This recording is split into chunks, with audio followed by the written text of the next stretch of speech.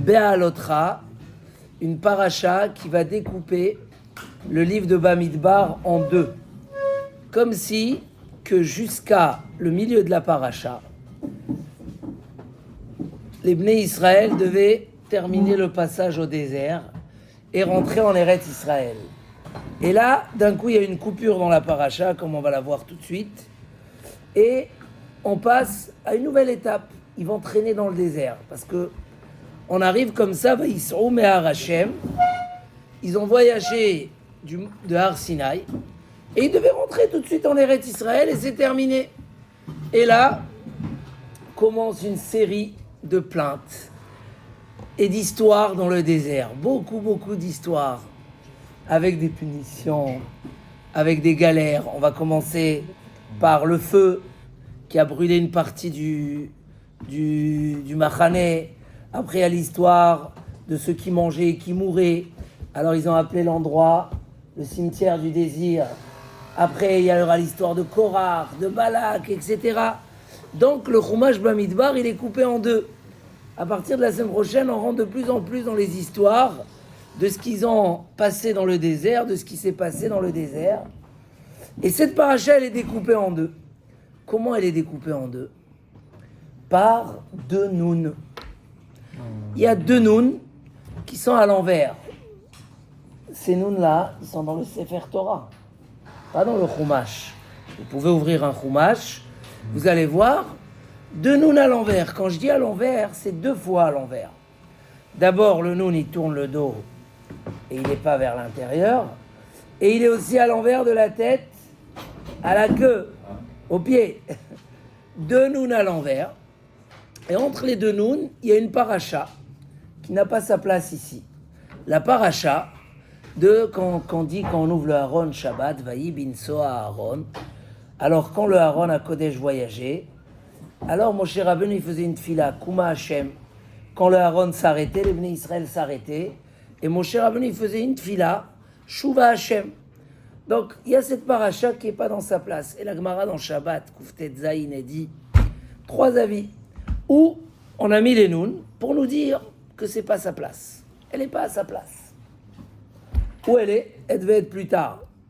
Deuxième avis, les Hafsik, ben Pouranout, les Pouranout. On voulait séparer entre les galères des Bnei Israël, les malheurs, qui n'est pas trois malheurs consécutifs. Il va bien d'écrire ça dans la Torah sur le clan Israël, pour arrêter entre les Pouranout, les malheurs. Donc, le premier malheur, c'est quoi ? Ils ont voyagé du Har Sinaï, premier malheur. Deuxième, le feu. Troisième, les cimetières du désir. Pour séparer entre les deux, on a mis ces parachiotes là. Troisième avis dans la Gemara,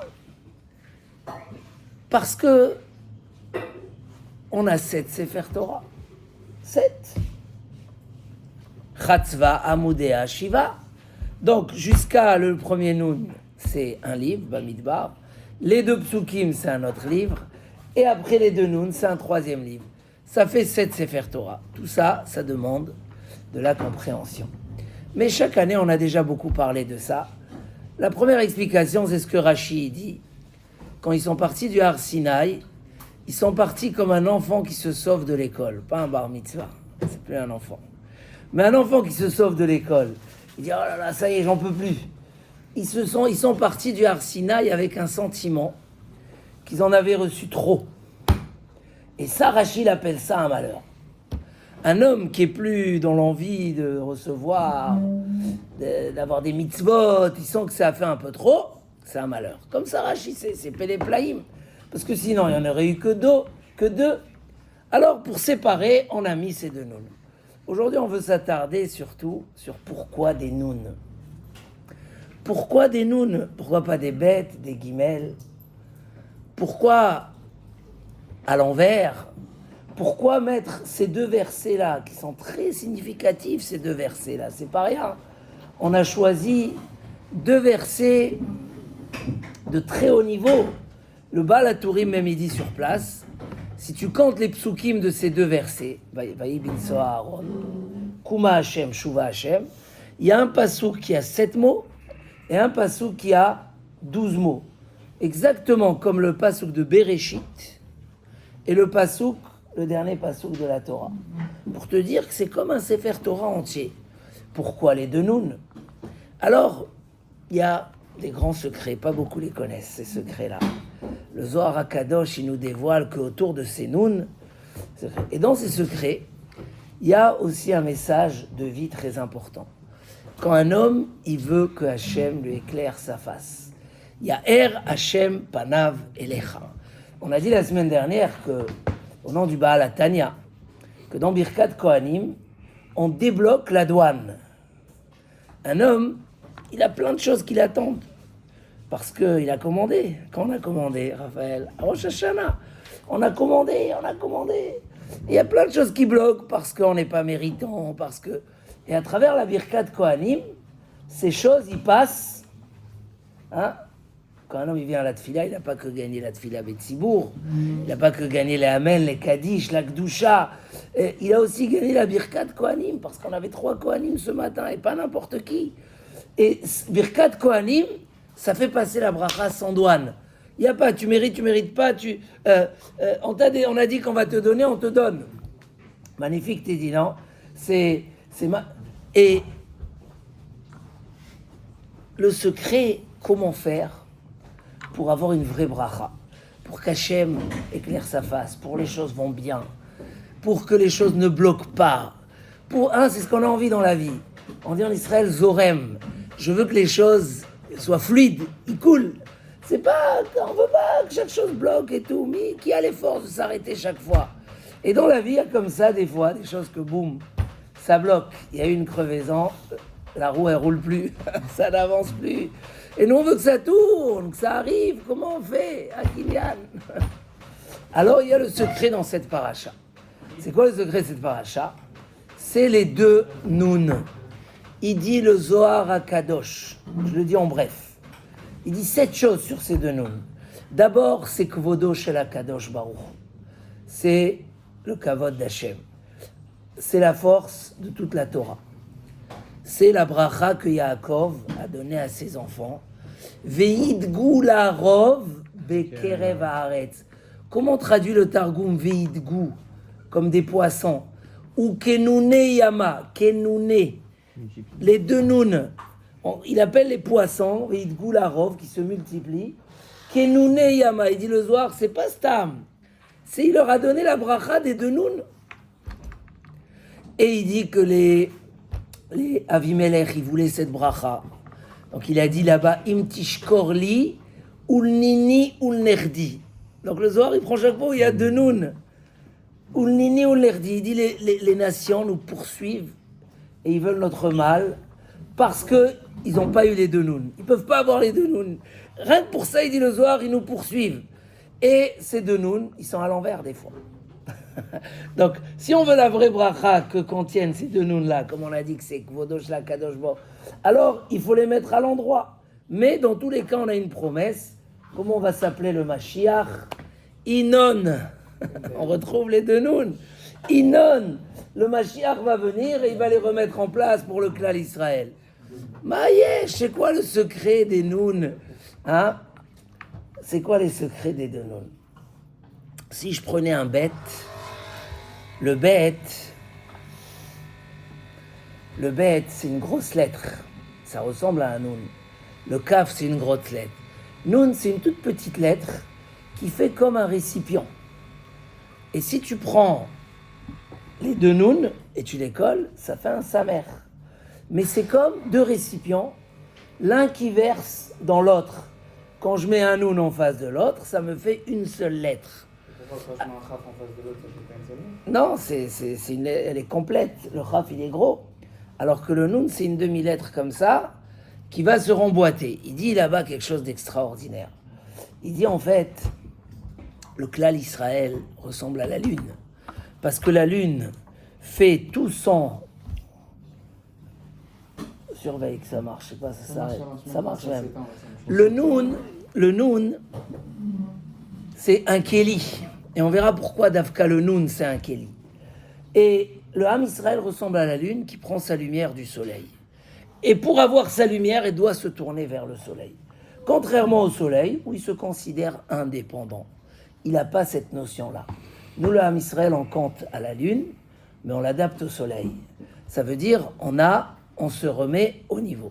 Il dit, le Klal Israël, il reconnaît que toute sa bracha vient de qui? D'Akadosh Baruch. Tout. Et ce symbole des deux Noun, c'est deux demi-lettres qui se mettent l'une en face de l'autre et qui font un cercle.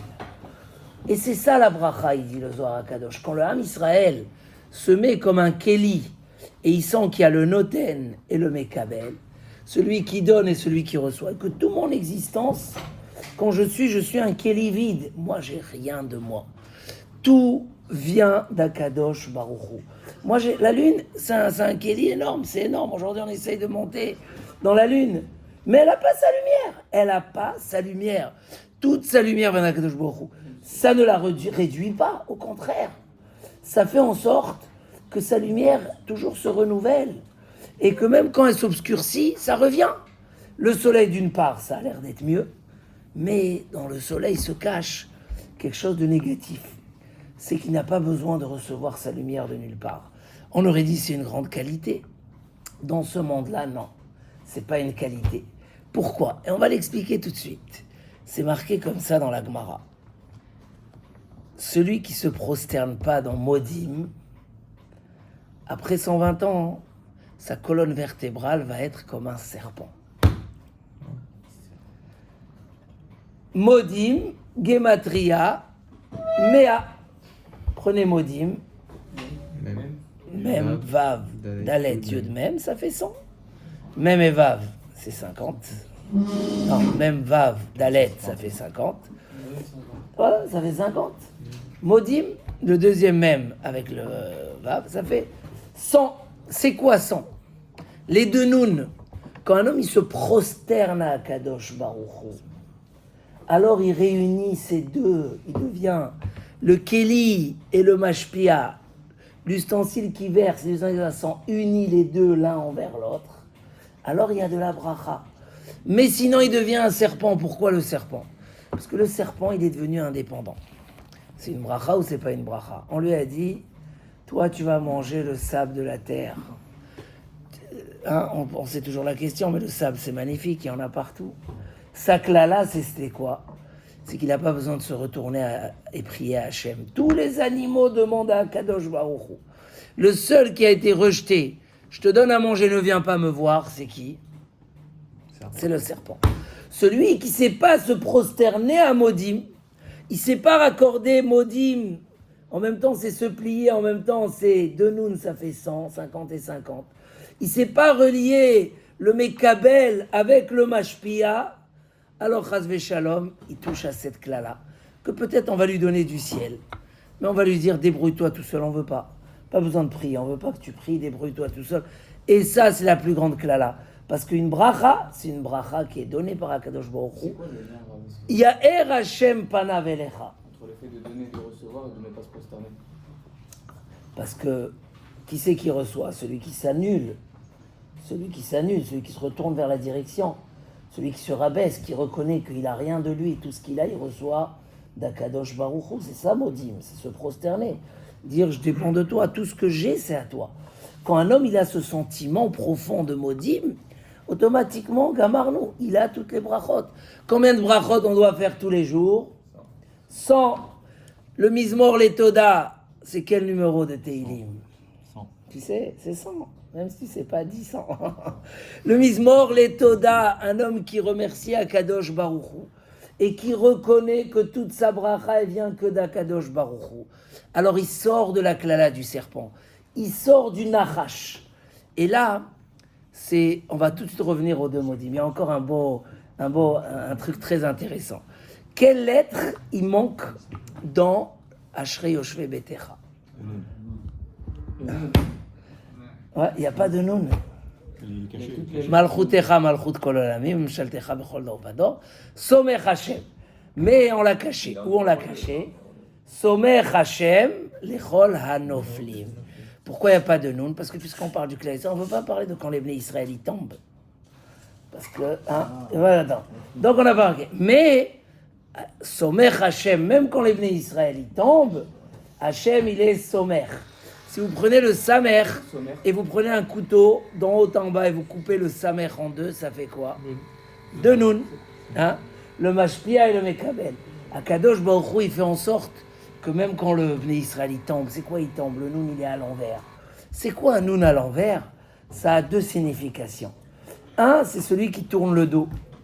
Je veux verser dans un ustensile, mais on a mis le verre à l'envers. Qu'est-ce qui se passe? La bracha, elle tombe à l'extérieur, elle tombe pas dedans. C'est ça, donner le dos. Si la lune, elle donne le dos au soleil, elle reçoit plus la lumière. Celui qui compte trop sur soi-même, qui n'est pas confié à Kadosh Baruch Hu, qui se prosterne pas, qui prie pas à Kadosh Baruch Hu. Alors qu'est-ce qui se passe? Chas Shalom. Il n'y a pas de bracha, la bracha elle tombe, mais tu prends qu'un petit peu parce que tu n'as que l'extérieur du Kéli. C'est quoi les deux nouns à l'envers? À Botaï, le Zohar à Kadosh, il nous dit un secret extraordinaire. Je vous dis, c'est pas du standard ce qui nous apprend le Zohar à Kadosh. Que Kvodo shel Kadosh Baruch Hu, quand un Ben Israël dans le monde, il montre que Enod Milevado, que sans Akadosh Baruch Hu, il a rien. Qu'est-ce qui se passe à ce moment-là? Ça dévoile le Kavod Hashem. Ce secret-là, on l'a donné que au Klal Israël. Les Umot HaOlam ne l'ont pas. Et ils nous en veulent parce qu'ils ne comprennent pas comment on fait cette... Comment on a la bracha? Comment on a la bracha? Ils ne comprennent pas. Comment arrive une petite poignée de gens minoritaires et ils se débrouillent bien et qui s'en sortent? Ils ne travaillent pas samedi. Ils ne travaillent pas samedi. Ils ont des fêtes tous les 2 jours. Cette semaine, il y avait des mariages et des bar mitzvot toute la semaine. Et comment ils ont la bracha? Ils ne comprennent pas. Et ils nous détestent pour ça. Ils disent, je ne comprends pas d'où ça vous vient. Et ça, c'est une bracha qu'Akadosh Baruch Hu qui nous a donnée. Et là, j'arrive à la paracha. Vayi ha'am kemit onenim. C'est quoi le deuxième malheur qui vient après les nouns? Ils se sont plaints. Il dit, Rashi, il manquait de rien dans le désert. Kemit onenim. Ils cherchaient des prétextes. Ils cherchaient... En fait, ils voulaient s'éloigner d'Hachem.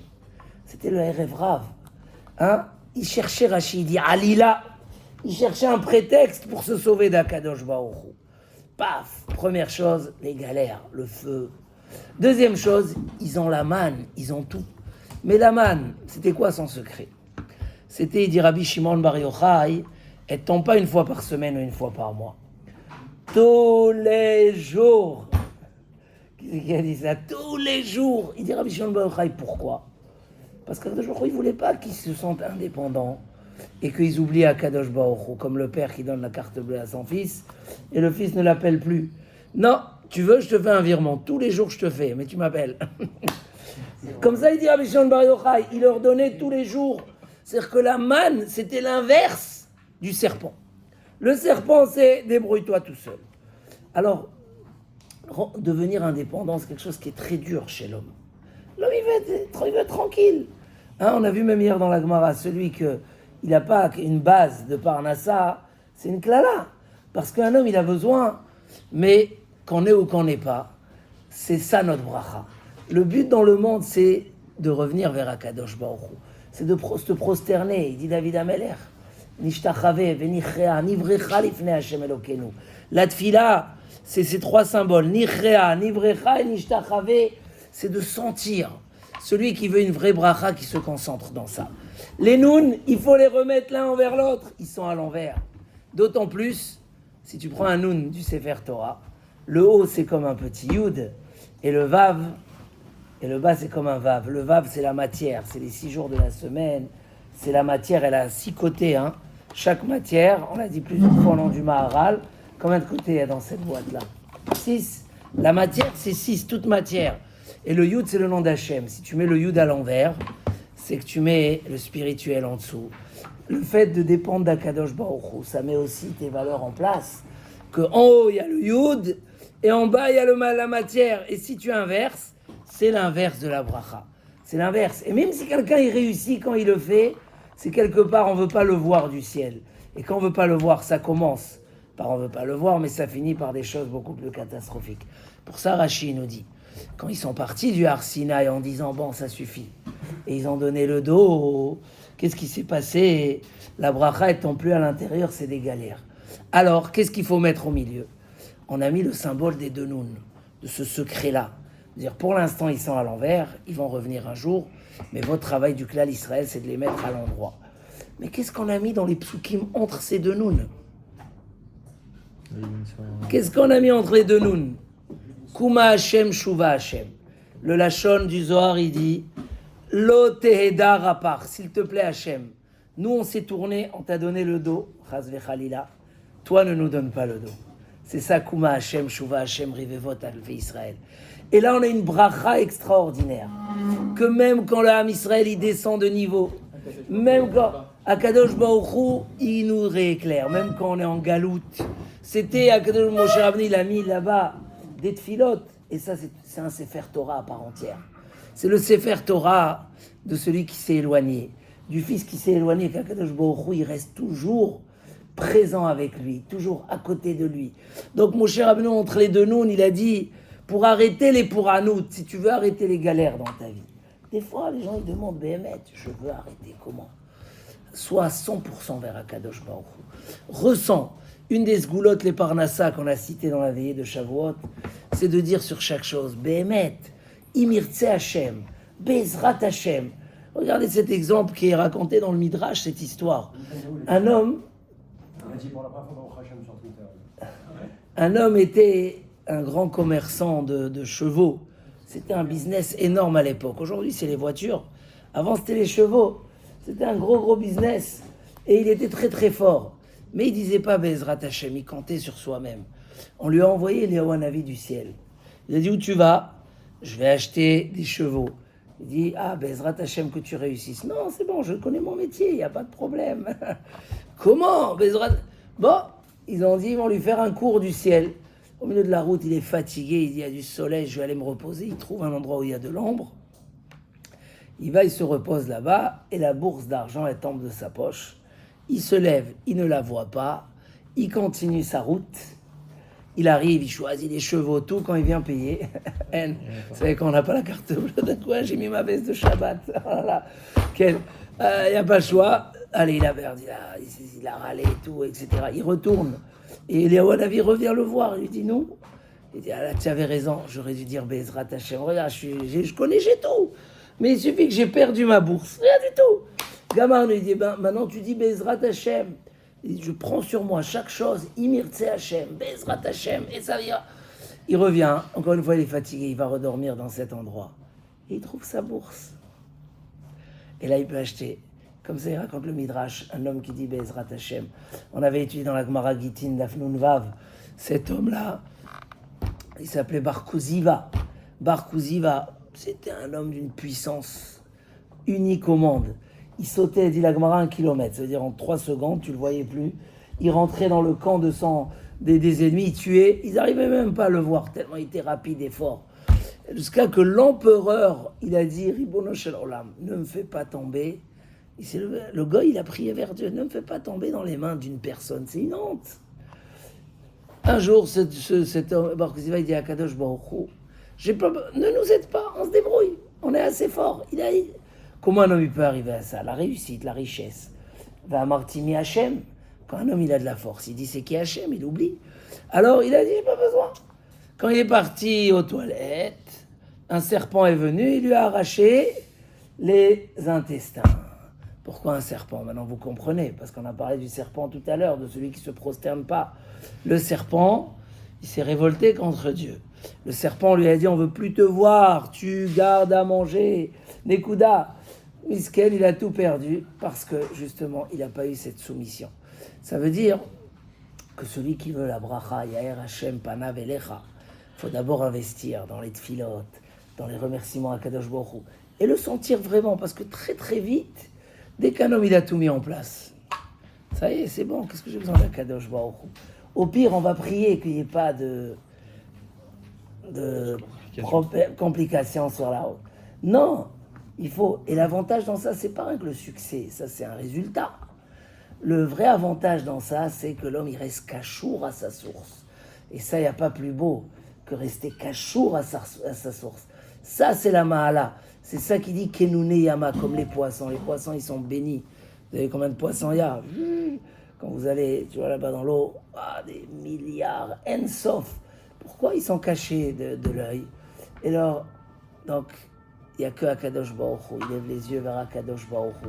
Ou Kenun et Yama, c'est la bracha. Bezrat Hashem, c'est important de se renforcer dans ça. Et savoir que, combien se rappeler tout le temps, même si on réussit, ne pas dire Kochi ve'otsemi c'est ma force. Sentir que si je sens de la Gahava et tout, ça m'éloigne d'Akadosh Baruch Hu. C'est pas le niveau de réussite et de spirituel qu'on a besoin. Qu'on soit toujours, et ça nous ressource, ça nous rattache à Akadosh Baruch Hu, parce que toute la Torah, après, automatiquement, un homme, il va pas laisser la Torah, il va pas l'oublier. Amarti mi Hachem. Shlomo HaMelech, il avait peur qu'avec la richesse, il va dire mi Hachem, c'est qui Hachem? Là, au contraire, combien qu'il aura plus, il va encore s'attacher plus à Akadosh Baruch Hu. Il va faire ses devoirs. Chazak, Chazak, Venit Chazek, Shabbat Shalom, ou Mevorach.